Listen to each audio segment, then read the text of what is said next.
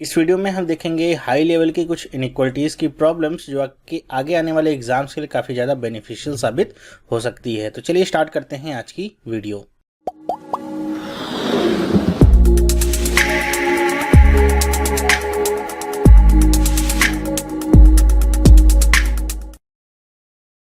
Hello, मेरा नाम चंद्रहास है। स्टडी स्मार्ट में आपका स्वागत है। दोस्तों, इनइक्वालिटीज़ से मैंने आपको कई सारे वीडियोस दिए हुए हैं, फिर भी कुछ लोगों को प्रॉब्लम होती है। कुछ ऐसे टॉपिक्स हैं या कुछ ऐसे पार्ट्स हैं जहाँ पे अगर अंडर रूट लगा रहता है, थोड़ा सा वहाँ पे कन्फ्यूज़न हो जाती है, कैसे उसको सॉल्व करना है, कैसे नहीं सॉल्व करना है, क्या कुछ सावधानियाँ बरतनी चाहिए। तो इसलिए मैंने ये पार्ट बनाया हुआ है जिसमें मैं आपको जो थोड़े हाई लेवल के क्वेश्चंस हैं या फिर कह लीजिए थोड़ा से डिफरेंट दिखते हैं, उनको सॉल्व करके दिखाऊंगा कैसे सॉल्व किया जाता है और क्या कुछ सावधानियाँ बरतनी चाहिए। तो अगर आपने पिछले पार्ट्स नहीं देखे हैं इनइक्वालिटीज़ के, चाहे वो क्वाड्रेटिक क्वेश्चन हो चाहे क्यूबिक क्वेश्चन, तो आप प्लेलिस्ट में जा करके देख सकते हैं। आपको अलग से प्लेलिस्ट मिल जाएगी जहाँ पे वो सारे वीडियोस मैंने दिए हुए हैं।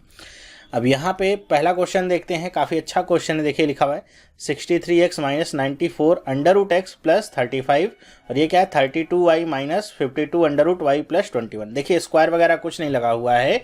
ये आपका क्वाड्रेटिक क्वेश्चन तो नहीं है, लेकिन इनइक्वालिटी में बनेगा कि x और y के बीच में आपको रिलेशनशिप बताना होगा। और रिलेशनशिप वाली कंडीशन एक ही होती है कि आपको बताना होगा कि x बड़ा है या फिर बराबर है, या फिर कोई भी रिलेशनशिप यहाँ पे नहीं बनता, या फिर y बड़ा है या फिर y बराबर है। तो ये सब देखते हैं हम कैसे करेंगे। तो एक एक इक्वेशन लेकर ही हम चलते हैं। अगर मैं पहला इक्वेशन यहाँ पे लेता हूँ, लिखता हूँ 63x माइनस में 94 अंडर रूट एक्स प्लस 35। अब सबसे पहला काम क्या होता है कि यहाँ पे जो वैल्यू रहती है c वाली, इसको हम इस x की इस वैल्यू से मल्टीप्लाई करते हैं। सेम वहाँ कहानी वही है, तो हम इसको मल्टीप्लाई करेंगे और देखेंगे क्या कि उसको हम कैसे एडजस्ट करेंगे कि ये 94 हमको मिल जाए। इसमें कुछ लोग कहते हैं कि बड़ी वैल्यूज़ का जब मल्टीप्लिकेशन होता है तो वो समझ नहीं पाते हैं उसको कैसे सॉल्व करना है और कैसे एडजस्ट करना है। तो यहाँ पे मैं लिखता हूँ 63। अब 63 को मैं तोड़ करके अगर लिखना चाहूँ तो क्या लिख सकता हूँ, 7 गुणे में 9 लिख सकता हूँ, ठीक है। ये लिखता हूँ 35, और इसको क्या लिख सकते हैं हम, इसको लिख सकते हैं 7 गुणे में 5। ओके, अब देखिए मैंने इसको पूरा गुणा नहीं किया है, क्योंकि गुणा करके फिर से उसे तोड़ के मुझे 94 ही लाना है, इसी से मुझे मतलब है, और कोई यहाँ पे खास काम है नहीं। तो इसका मतलब है कि जब इन दोनों को मैंने ऐसे तोड़ लिया है, अभी इसको और तोड़ना चाहें आप तो 3 गुणे 3 कर सकते हैं। यहाँ से ही हम देखते हैं कैसे निकाल सकते हैं। अब अगर मैं लिखना चाहूँ तो इसको ऐसे लिख सकता हूँ 63 इंटू में 35। तो इसका मतलब ये क्या हो जाएगा, 7 गुणे में 9 गुणे 7 गुणे में 5।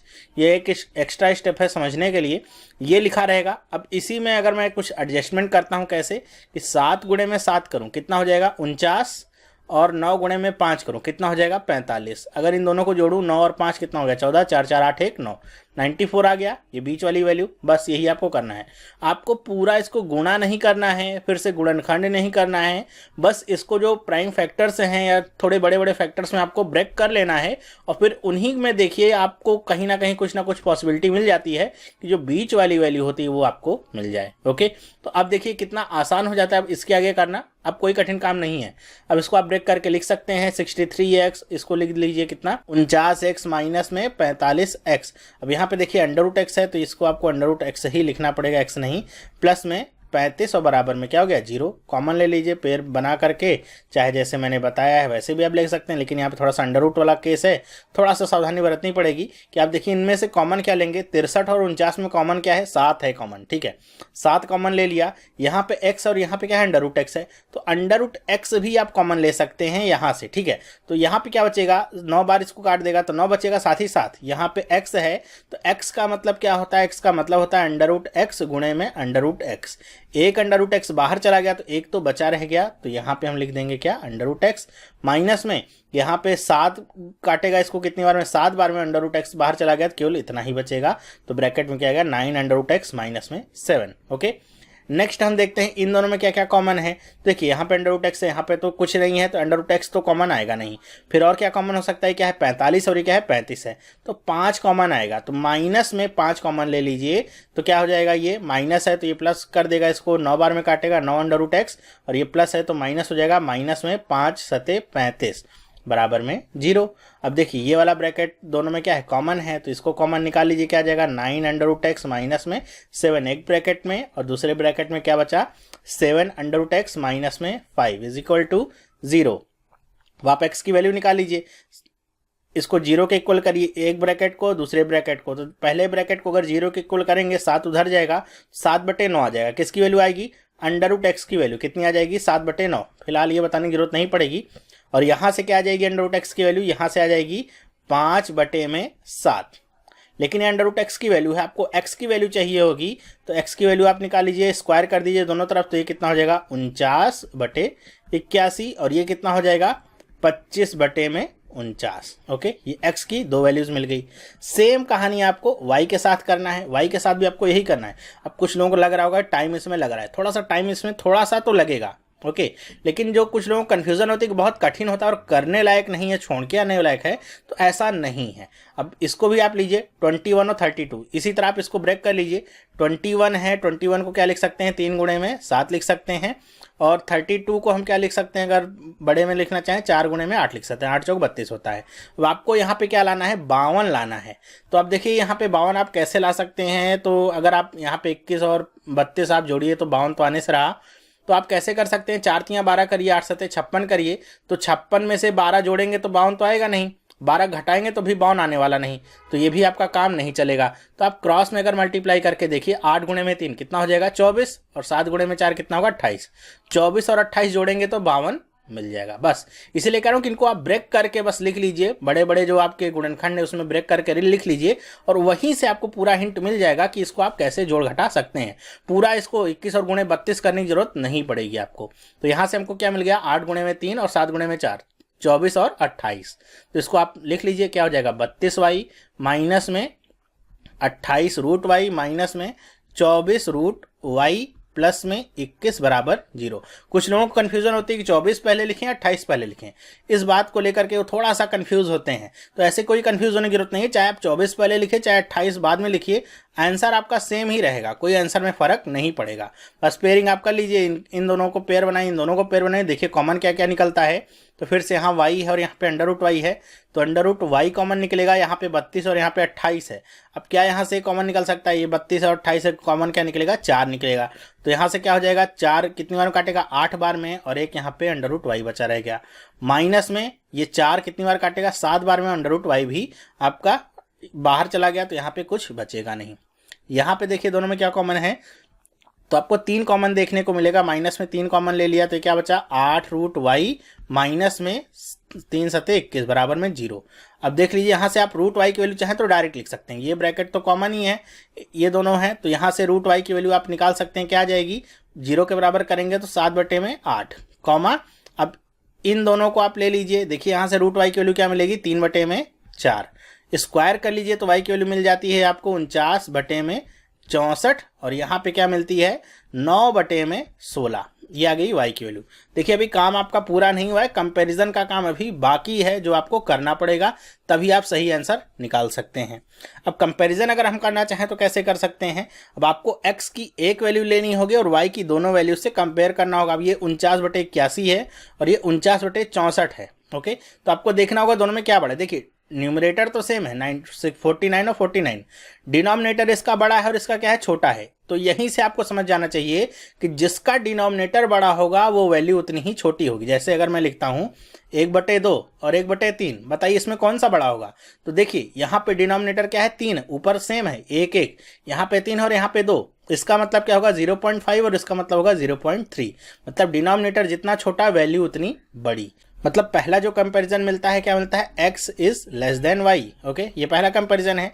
फिर से x की इसी वैल्यू को इस वैल्यू के साथ आपको कंपेयर करना होगा। देखिए अब क्या है, आपके न्यूमरेटर डिनोमिनेटर दोनों ही डिफरेंट हैं, तो आप अगर चाहें तो इसे दशमलव में कन्वर्ट कर सकते हैं। और एक आपको क्या लेके चलना होगा, पूरा एकदम जरूरी नहीं कि एग्जैक्ट ही काटिए, एक मोटा मोटा अप्रॉक्सीमेट आंसर भी लेके चल सकते हैं। तो अगर आप चाहें तो अगर यहाँ पे मैं पॉइंट लगाता हूँ तो 490 हो जाएगा, 8 छंग 48 होता है, तो लगभग ये 0.6 टाइम से जाएगा। इतना आपको पता चल जाएगा, एकदम एग्जैक्ट हमको जाने की जरूरत नहीं पड़ेगी। ओके, 0.6 टाइम्स में लगभग ये आपका चला जाएगा, 0.61 या 62 ऐसे होगा।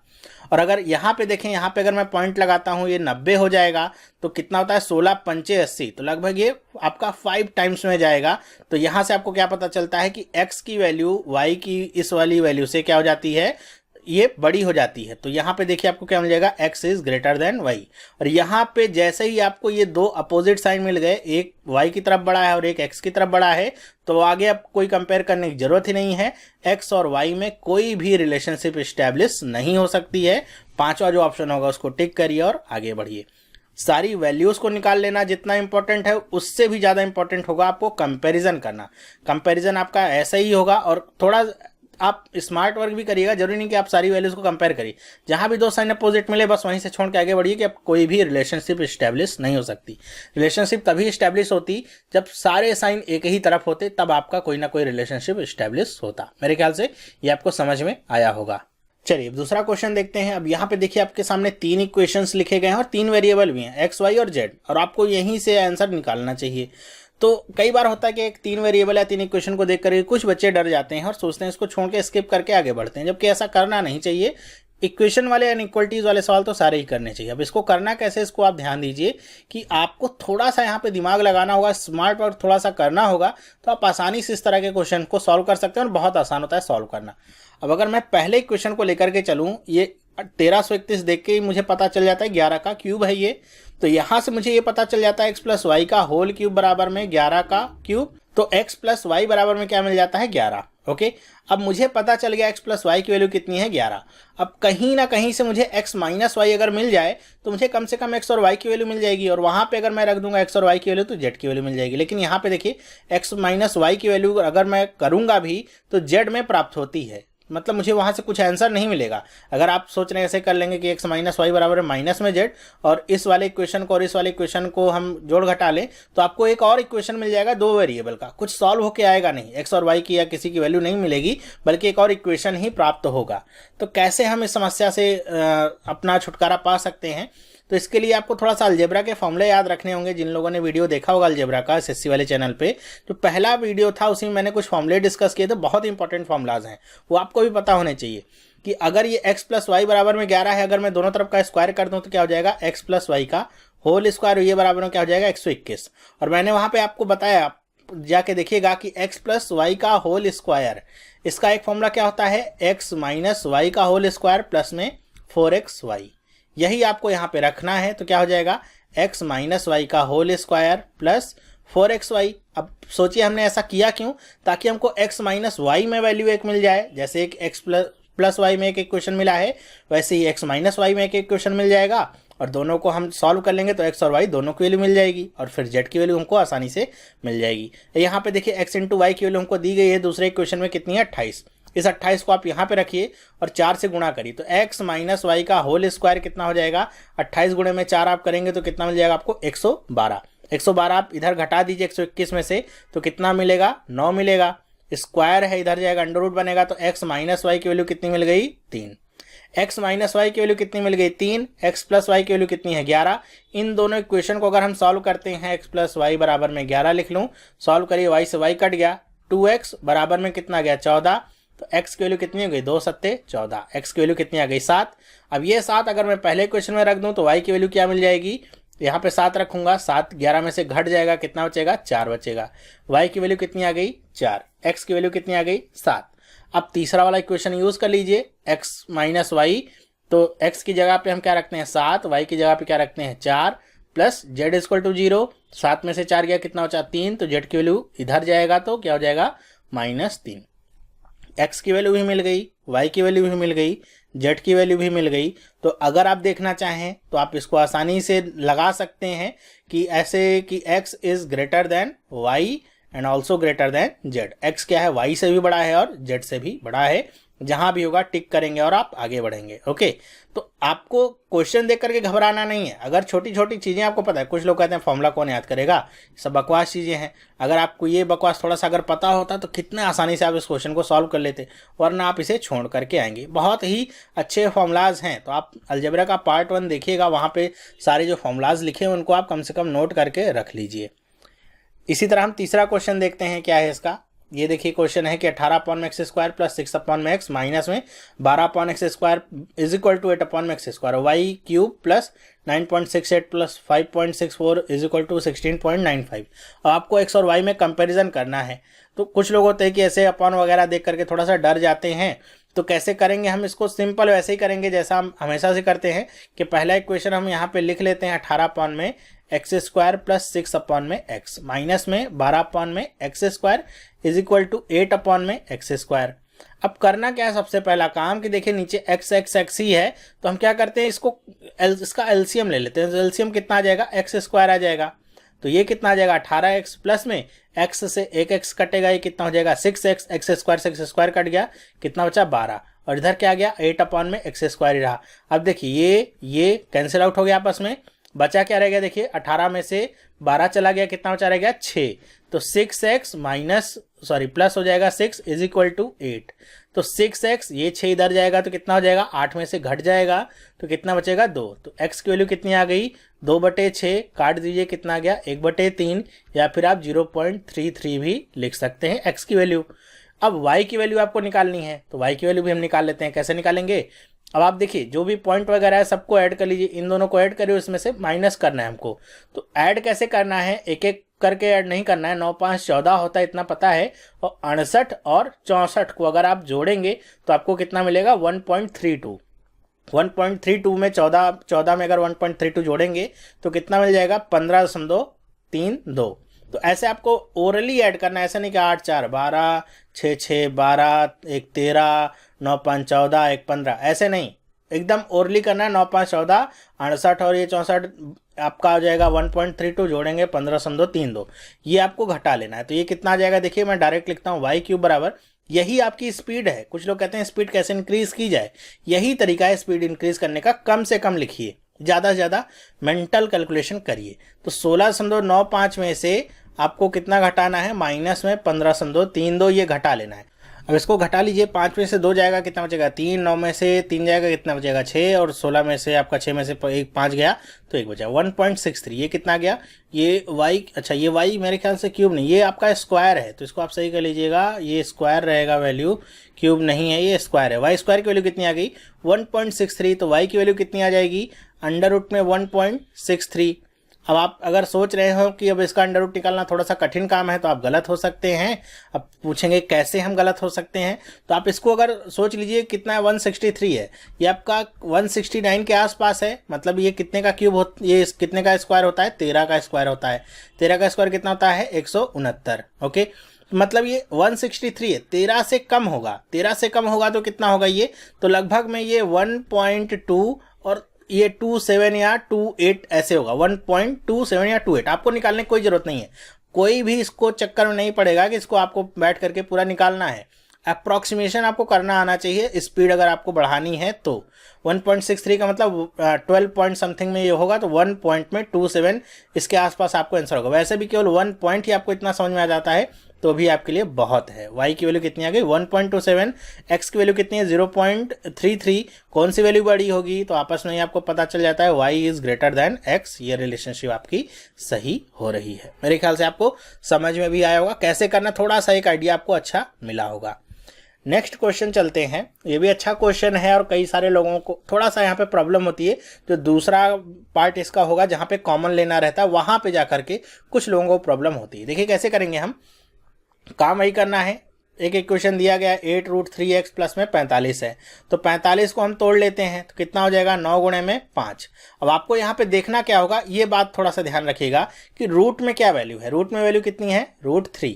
तो आपको ये जो 45 बराबर में आया है 9 गुणे में 5, यहाँ पे जो 3 वाली वैल्यू है उसको फिक्स कर लेना है। मतलब 9 को अगर मैं तोड़ूंगा तो कितना हो जाएगा? 3 गुणे 3 गुणे 5। ओके, तो यहाँ पे जो 1 3 है इसको फिक्स कर लूंगा मैं, बाकी इन ही दोनों में मुझे जोड़ना और घटाना होगा। अब आना कितना है यहाँ पे? 8। मतलब 5 और 3 को अगर मैं जोड़ दूंगा तो कितना मिल जाएगा? 8। लेकिन यहाँ पे माइनस है तो दोनों वैल्यूज को माइनस में करना पड़ेगा। और ये जो 3 है इसको दो पार्ट में हम कैसे ब्रेक करेंगे? √3 इंटू में √3, 3√3 और 5√3 ऐसे। ओके, जिन लोगों को समझ में आ रहा है तो उनके लिए तो अच्छी बात है, जो थोड़ा सा भी कंफ्यूज हो रहे हैं, करना क्या है, जो भी वैल्यू यहाँ पे गुणा भाग, भी यहाँ पे एक्स स्क्वायर के सामने कोई कोफिशिएंट तो है नहीं, तो वैसे ही रहेगा। तो 45 है तो 45 का 45 लिखा हमने, 9 गुणे 5 किया। उसके बाद हम देखते क्या है कि यहाँ पे क्या वैल्यू आ रही है, तो √3 है। तो √3 कहाँ से मिल सकता है? मुझे 3 चाहिए होगा, तो 9 को मैं और तोड़ लूंगा, 3 गुणे 3 करूंगा गुणे 5। एक 3 इसका मैं निकाल लेता हूँ, उसके साथ कुछ नहीं करना है, उसको 2 पार्ट में तोड़ लेना है, √3 और √3, वो दोनों के साथ लग जाएगा। और यहाँ पे अगर 8 आ रहा है तो 5 और 3 दोनों को जोड़ लीजिए, यहाँ पे अगर 2 होता तो 5 और 3 को घटा लेते, दोनों के साथ हम √3 एक्स्ट्रा लगा देंगे। तो कैसे बन जाएगा ये देखिए, x² 3√3 माइनस 3√3x, ये x आपका बाहर है, रूट के अंदर नहीं है, फिर से माइनस 5√3x प्लस 45 बराबर में 0। ओके, ये आपका पेयरिंग वाले आ गए। अब यहाँ पे कह रहा था दूसरे वाले पार्ट में थोड़ा सा प्रॉब्लम होती है, यहाँ पे देखिए कॉमन क्या क्या निकलता है, x है, यहाँ भी x है, तो x कॉमन आ गया, तो यहाँ पे बचा क्या देखिए, x माइनस में 3√3। ओके, एक ब्रैकेट में। दूसरे ब्रैकेट में क्या क्या कॉमन आ सकता है देखिए, पहली बात तो है कि यहाँ पे x और यहाँ पे x है नहीं, तो x कॉमन आने से रहा, तो हम क्या क्या कॉमन ले सकते हैं, 5 ले सकते हैं कॉमन। तो अगर हम यहाँ पे 5 कॉमन ले सकते हैं तो यहाँ भी 5 है, 5 9 45 हो जाएगा। लेकिन आप ध्यान रखिए कि आपको जो एक ब्रैकेट में वैल्यू मिली है वही दूसरे ब्रैकेट में भी चाहिए होगी, मतलब दूसरे ब्रैकेट में भी आपको x माइनस 3√3 चाहिए। और यहाँ पे x के लिए आपको क्या करना पड़ेगा, 5√3 पूरा कॉमन लेना पड़ेगा। तो आप 5√3 पूरा कॉमन लीजिए, तो यहाँ पे क्या बचेगा, x। अब सोचेंगे कि अगर आप इसको भाग देंगे 5√3 को तो यहाँ पे 3√3 आना चाहिए। तो जिन लोगों को कन्फ्यूजन है देख लीजिए, 45 डिवाइडेड बाई 5√3, √3 रहता है तो हम क्या करते हैं, √3 ऊपर नीचे हम गुणा कर देते हैं, रूट नीचे कभी डिनोमिनेटर में रूट नहीं रहता। तो अब अगर गुणा कर देंगे तो ये क्या हो जाएगा, √3 कितना हो जाएगा, 3 हो जाएगा, तो कितना हो जाएगा, 15 हो जाएगा। तो 15 45 कितनी बार काट देगा, 3 बार में, तो पूरा ये कट जाएगा, 3√3 आ जाएगा। ठीक है, तो वहीं से आपका ये भी मिल जाता है 3√3। तो कभी भी घबराइएगा नहीं ऐसे कि 5√3 अब ये 45 है, कैसे यहाँ पे वैल्यू आएगी। अब क्या करिएगा, देख लीजिएगा कॉमन निकाल करके, कॉमन निकालने का भी मतलब क्या होगा, भाग दे करके देख लीजिएगा क्या वैल्यू आ रही। एक ब्रैकेट वाली वैल्यू तो आपको आसानी से मिल जाती है, उसी को आपको देखना होगा कि यहाँ पे जो वैल्यू है कैसे सेटिस्फाई हो रही है, बस वो बनानी आनी चाहिए आपको। और अगर कन्फ्यूजन होता है तो एक बार डिवाइड करके देख लीजिएगा, अगर आ रहा है तब तो एकदम सही जा रहे हैं आप। अब बस x की वैल्यू आपको निकालनी है यहाँ से, तो यहाँ पे 2 इक्वेशन बनते हैं, x माइनस में 3√3 एक जगह पे और x माइनस में 5√3 दूसरी जगह पे, और यहाँ से आपको x की वैल्यू क्या मिलती है, 3√3 और 5√3। ओके, ये x की वैल्यू आ गई। y के लिए भी आपको सेम काम करना है, यहाँ पे कितना है, 24 है, तो 24 हम लिख लेते हैं यहाँ पे। 24 को अगर आप ब्रेक करना चाहें तो कैसे ब्रेक कर सकते हैं, देखिए यहाँ पे 2 आ रहा है, 24 को हम ब्रेक करने के बहुत सारे तरीके हो सकते हैं, 6 गुणे 4 कर सकते हैं, 12 गुणे 2 कर सकते हैं, जैसा आपको समझ में आए। लेकिन ये ध्यान रखिए, रूट में 2 आ रहा है तो आपको एक 2 कहीं से ना कहीं से निकाल के फिक्स करना होगा। तो अगर हम 4 को देखें तो इसको हम 2 पार्ट में ऐसे ब्रेक और कर सकते हैं, 2 गुणे में 2, तो 1 2 तो मैंने रिजर्व कर लिया, जो कि मैं तोड़ लूंगा √2 और √2 में, जो दोनों के साथ मुझे लगाना होगा। तो अब मुझे क्या चाहिए, ये देखिए 6 गुणे में 2 कितना हो जाएगा, 12। अब 12 को मैं कैसे यहाँ पे तोड़ूं कि यहाँ पे 1 आ जाए, तो 4 3 12, आसान है, 4 में से 3 घटा दीजिए, आपको 12 मिल जाएगा।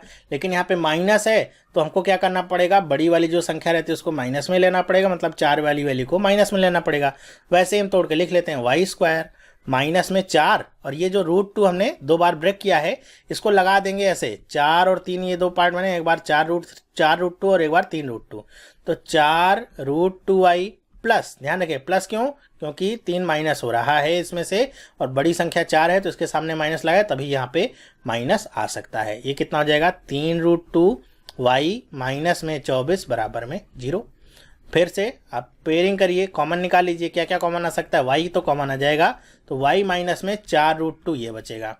यहाँ पे क्या क्या कॉमन आएगा, देखिए यहाँ पे y तो आपको चाहिए ही चाहिए। ओके, तो इसके लिए आपको 3√2 ये पूरा बाहर निकालना पड़ेगा, तो 3√2 पूरा बाहर निकाल लिया, यहाँ बचा y, माइनस में यहाँ पे क्या बचेगा, बचेगा तो वही 4√2, वही बचना ही है, और कोई सवाल नहीं है कुछ और बचेगा अगर आपने सही किया है तो।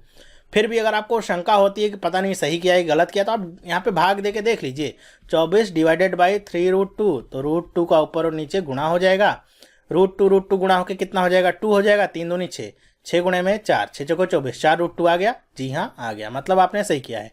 तो y की वैल्यू क्या आ गई, y माइनस 4√2 और दूसरे ब्रैकेट में y प्लस 3√2 बराबर में 0। तो y की वैल्यू क्या आ गई, देखिए 4√2 तो पॉजिटिव आएगा, ये क्या आ जाएगा निगेटिव, माइनस में 3√2 ये आ गया निगेटिव। कंपैरिजन वाला काम बाकी है, कंपैरिजन थोड़ा ध्यान से करना होगा। ध्यान से कैसे करना होगा, देखिए कि आपको यहाँ पे जैसे क्या है 3√3 है, इसको लेकर के पहले 4√2 से कंपेयर करिए, फिर माइनस में 3√2 से कंपेयर करिए। तो एक बात तो ये समझ में आती है कि ये माइनस में और ये प्लस में है, इसका मतलब ये तो किसी भी हाल में बड़ा ही होना है और कोई चांस ही नहीं है कि ये आपका छोटा हो सके। ओके, लेकिन यहाँ पे जब बात आपकी 4√2 और 3√3 की आती है तो आपको थोड़ा सा रूट की वैल्यूज का अगर ज्ञान होता है तो आप यहाँ पे अच्छा कर सकते हैं। जैसे √3 की वैल्यू वैसे तो हम बचपन से पढ़ते आ रहे हैं, √3 की वैल्यू कितनी होती है 1.73, और अगर 3 से आप गुणा कर दीजिए इसको तो कितना हो जाएगा 3 3 9, 3 7 21 और 3 एकम 3 2 5, 5.19। और यहाँ पे √2 की वैल्यू कितनी है, देखिए √2 की वैल्यू होती है 1.41 होती है। इसमें कितने से आपको गुणा करना होगा 4 से, तो 4 से अगर गुणा करें 4 एकम 4, 4 चौक 16, 4 एकम 4 एक 5, 5.64। तो यहाँ पे कौन सी वैल्यू बड़ी आ रही है, ये वाली। फिर से देखिए वही काम हो जाता है कि एक बार जब 3√3 को हमने 4√2 से कंपेयर किया तो 4√2 वाली वैल्यू बड़ी आ रही है, मतलब क्या हो रहा है कि x is less than Y.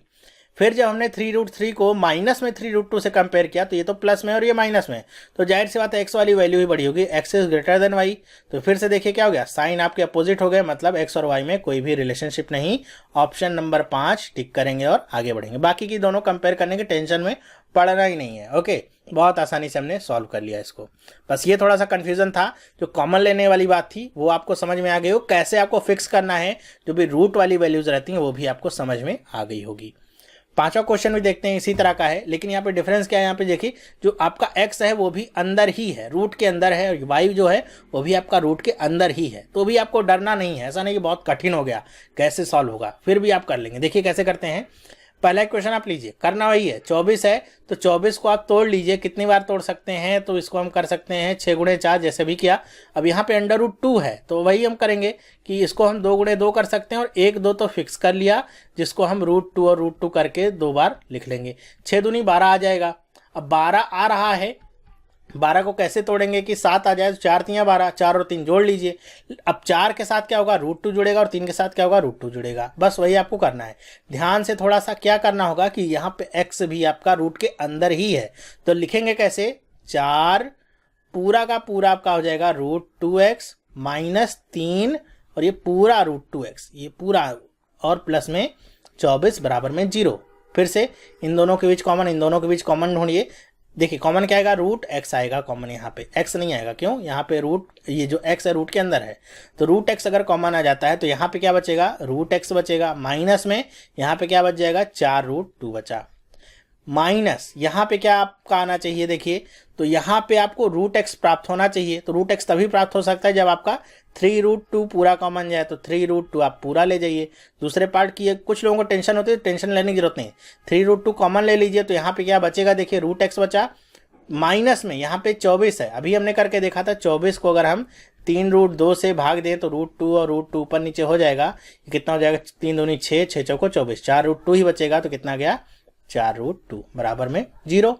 तो ये एक ब्रैकेट में क्या गया, √x बराबर में 3√2, और एक ब्रैकेट में क्या गया, √x बराबर में माइनस 4√2, और ये पूरे के बराबर में 0 है। अगर मैं √x की वैल्यू की बात करूं तो कितनी आ जाएगी, एक तो आ जाएगी 3√2 और एक आ जाएगी 4√2। देखिए कभी भी रूट वाली वैल्यू को लेकर के नहीं चलना है, आपको इसका स्क्वायर कर लेना है। तो x की वैल्यू हमको मिल जाएगी कितनी, स्क्वायर करेंगे तो ये 2 आपका, ये रूट जो है हट जाएगा 2 के ऊपर से, तो ये 9 हो जाएगा, 9 दूनी 18, ये कितना हो जाएगा, 4 चौक 16 गुणे 2 कितना हो जाएगा, 32। ये 2 वैल्यूज मिली। फिर हम y को लेकर के चलते हैं इसी तरह, तो ये कितना है, 12 है। अब यहाँ पे देखिए क्या है, अंदर में √2 है, तो 12 को अगर हम तोड़ना चाहें तो कैसे तोड़ सकते हैं, 6 दूनी 12 कर सकते हैं, तो 1 2 हम कॉमन ले लेते हैं, इतना है। और इस 6 को हम कैसे तोड़ सकते हैं, 3 गुणे 2 कर सकते हैं, तो हम जोड़ लेंगे तो 5 मिल जाएगा। बस वही करना है, y माइनस में 3 पूरे का √2y माइनस में 2 √2y प्लस 12 बराबर में 0। कभी भी इस टेंशन मत पड़िएगा कि 2 पहले लेंगे या 3 बाद में, कहीं भी आगे पीछे लीजिए, काम दोनों से चलेगा। बस साइन आपको समान लेने पड़ेंगे, मतलब सही साइन लेने पड़ेंगे, साइन में मिसमैच मत करिएगा, बाकी सब कुछ सही हो जाएगा। कॉमन लेते हैं, यहाँ पे क्या कॉमन आ जाएगा, √y कॉमन आ गया, तो क्या बचा यहाँ पे, √y माइनस में यहाँ पे क्या कॉमन बचा, 3√2। फिर यहाँ पे आपका क्या कॉमन आ जाएगा, देखिए तो यहाँ पे आपको √y चाहिए तो 2√2 पूरा कॉमन लेना पड़ेगा, तो माइनस में 2√2 कॉमन ले लेते हैं, तो यहाँ पे क्या बचता है, y माइनस में यहाँ पे क्या बचेगा 3√2 ही बचेगा, करके आप देख लीजिएगा। अब देखिए क्या हो जाती है y की वैल्यू, तो ये हो जाता है √y माइनस में 2√2 एक ब्रैकेट में, और ये क्या हो जाता है √y माइनस में 3√2 एक ब्रैकेट में बराबर में 0। तो y की वैल्यू यहाँ पे क्या हो जाएगी, √y की वैल्यू तो एक तो आएगी 2√2 और एक आएगी 3√2। अगर स्क्वायर करते हैं तो y की वैल्यू कितनी हो जाएगी, 2 दूनी 4, 4 दूनी 8 और 3 तिया 9 दूनी 18। कंपेयर करते हैं, x की वैल्यू कितनी है 18, y की वैल्यू कितनी है 8, कौन बड़ा हो गया, x is greater than y। x की वैल्यू 18, y की वैल्यू भी दूसरी क्या है 18, तो x is equal to y। Comparison ऐसे ही होता है, 32 है और 8 है और ये 18 है, तो दोनों ही केस में x क्या होगा, बड़ा ही होगा। x is greater than y, x is greater than y। देखिए ग्रेटर देन का चिन्ह हर बार किसकी तरफ है, x की तरफ है, और एक बार क्या है इक्वल है। कौन सी रिलेशनशिप होगी, x is greater than equal to y। ये रिलेशनशिप आपकी होगी। टिक करिए और आगे बढ़िए, और कुछ नहीं करना है। ओके, मेरे ख्याल से आपको समझ में आया होगा। तो हमने यहाँ पे 5 क्वेश्चंस देखे, काफ़ी हाई लेवल के क्वेश्चंस थे। कैसे इनको करना है और कैसे ब्रेक करना है चीज़ों को, ये मैंने आपको समझाने का पूरी तरीके से प्रयास किया है।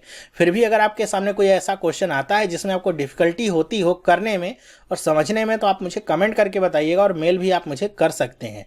और ये पार्ट आपको कैसा लगा मुझे आप कमेंट करके बताइएगा कि आपको अच्छा लगा कि नहीं आया, क्या प्रॉब्लम हुई इस पूरे पार्ट के दौरान, कहाँ पे आपको समझने में दिक्कत हुई, वो भी आप मुझे बता सकते हैं। तो वीडियो अगर पसंद आया तो आप इसे लाइक करिए और अपने दोस्तों के साथ भी शेयर करिए, जिससे और लोगों तक वीडियो पहुंच सके और मेरा भी थोड़ा सा प्रोत्साहन हो सके, मेरा भी उत्साह बढ़ सके, ताकि और मैं आपके सामने वीडियोस ला सकूं इस तरीके की। तो इस वीडियो में बस इतना ही। अगर आप इस चैनल पर नए हैं, पहली बार इस वीडियो को देख रहे हैं, तो आप भी इस चैनल को सब्सक्राइब कर सकते हैं, जिससे इस तरह की वीडियोस आपको मिलती रहेंगी और आपकी प्रिपरेशन और अच्छी होती रहेगी। तो ये वीडियो देखने के लिए आपका बहुत बहुत धन्यवाद। अब हम मिलेंगे नेक्स्ट वीडियो में, तब तक के लिए have a nice day and bye.